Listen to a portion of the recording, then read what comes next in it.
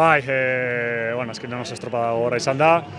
Bi bosteuneko egin ditu 3 ordutan, zoritxarrez atzo ez genuen pase direktoa lortu finalerako, eta bueno, gaur goizeko 9etan berriz final erdiak izan ditugu, eta 3 ordutara final handia. Eta bueno, nik uste gure kalauak alde horretatik bastante asko kostatzen zaizu bi bosteuneko goiz baten egitea, ze bueno, kalauko kide batzuk abiaduratik datoz, oso esplosiboak dira, 200 metrotako distantziatik datoz, eta bueno, bi lan gogor egitea goiz baten kosta egite zaie, eta claro, atzo ja zuzenean ez ginuenean lortu finalerako plaza, bueno, pixkat hipotekatuta geratu zen kalauko finala, eta bueno, gaur goizean estropada politu bat egin dugu final erdietan, sentsazio honekin bukatu dugu, 3 ordutan errekuperatzen saiatu geha, baina bueno, ez dugu lortu errekuperatzea, eta bueno, zazpigarren bakarrik izan geha.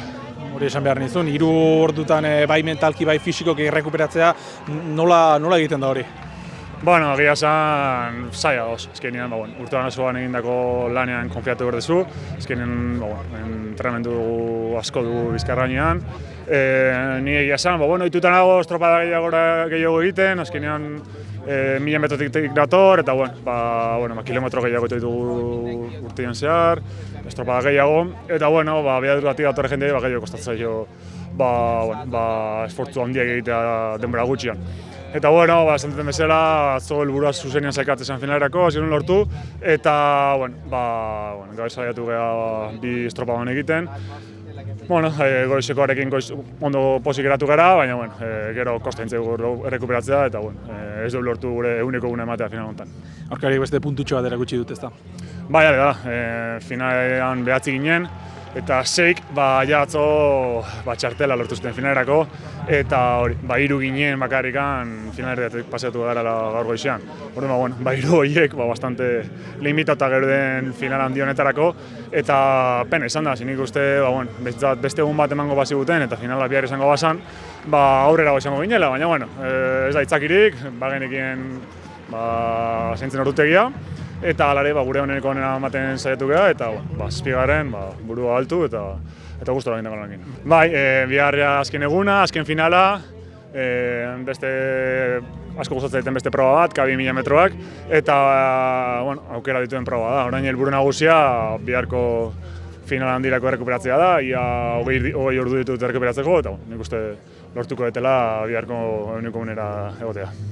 Sí, la verdad que ha sido una final muy dura, el K400 es una prueba súper competitiva, donde la verdad que prácticamente es la prueba con más nivel de todo el campeonato, todos los países lo preparan a conciencia y sabíamos que iba a ser una prueba que se decidiese en décimas y nosotros ayer ya al no haber conseguido el pase directo para la final, hemos estado condenados a pasar por las semifinales de esta mañana, a las 9 de la mañana, 9:30, y luego solo 3 horas para recuperar para la gran final. Por lo tanto, yo creo que no hemos conseguido recuperar al 100% y lo hemos pagado en la final. La final de 9 participantes, 6 habían tenido 24 horas de descanso y los otros 3 hemos pasado por semifinales y estábamos ciertamente un poquito limitados en la final y no hemos podido dar nuestro 100%. Pero sabíamos que esto podía pasar.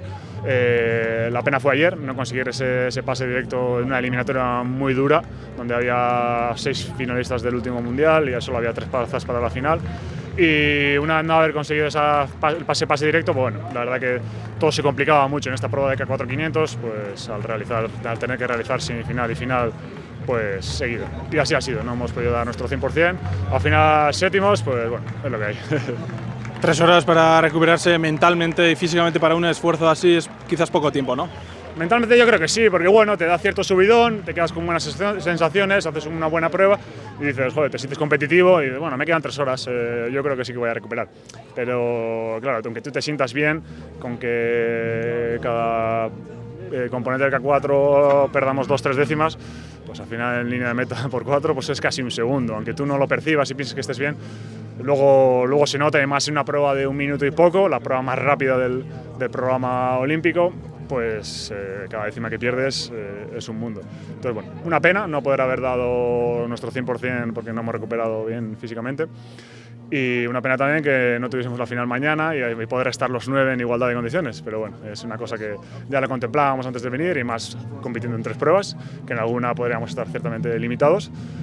Pero bueno, contentos de haber peleado ahí y haber dado la cara, así que bueno, ahora recuperarse para mañana.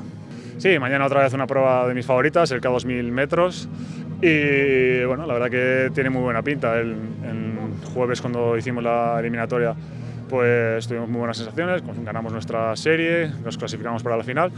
Así que bueno, mañana, bueno, ahora recuperarse para mañana y casi 20 horas para volver a estar al 100% y bueno, a recuperarse.